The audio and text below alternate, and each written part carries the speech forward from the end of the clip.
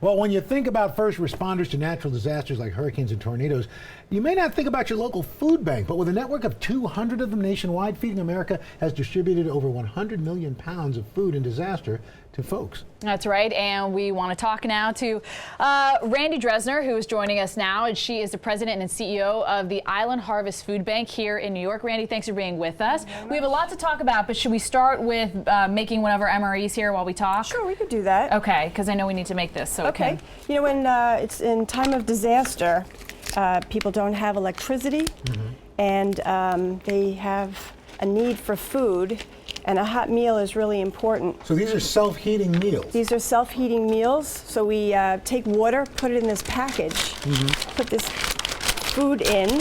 Whoops. All right, go ahead. You can just take it off. Do what you need to do, girl. Yep. This one is not going in. But anyway, it goes in the bag. We got one cooking already. And it starts to cook. Okay. I'm going to leave it out. So, you know, we always think about... See how it cooks. It's cooking. We always think about, you know, at disasters, you know, the Salvation Army, the Red Cross, but food banks are also an integral part of that network. You know, we are, because food banks move quickly. We're involved in the community trusts us, they know us, and we support first responders. So we're in there feeding people that are in need, and we're also helping those first responders that are out there working 24-hour shifts who need our help. So tell us what you guys did during Sandy.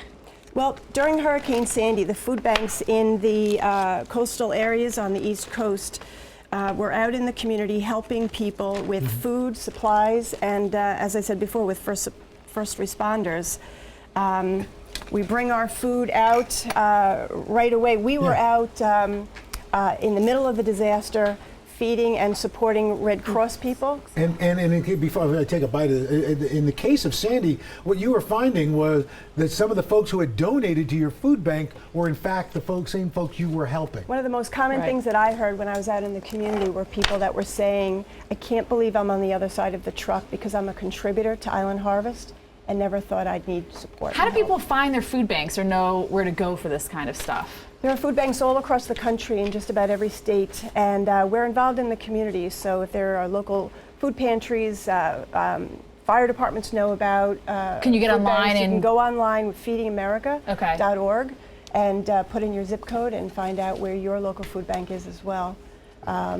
And we ask people to get involved with the food banks. They're great. I volunteered once at a food bank, and there's a ton of stuff there.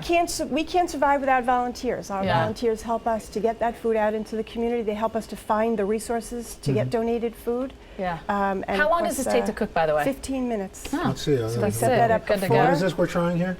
You're trying a barbecued sauce and potatoes. Oh, we like barbecue, so that's good. And there's all different types of food, right? I had vegetarian last night. Oh. That's good, and it's warm. It's hot. It's hot. You know, it's very hot. It really helps. And you know what? When you're in the middle of a disaster, you have nothing. Your house is destroyed. You have no means for support.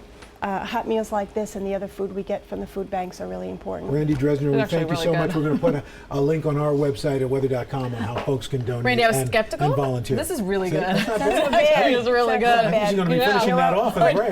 We're glad to get it out to people who need it. Randy, thank you so much. Thanks.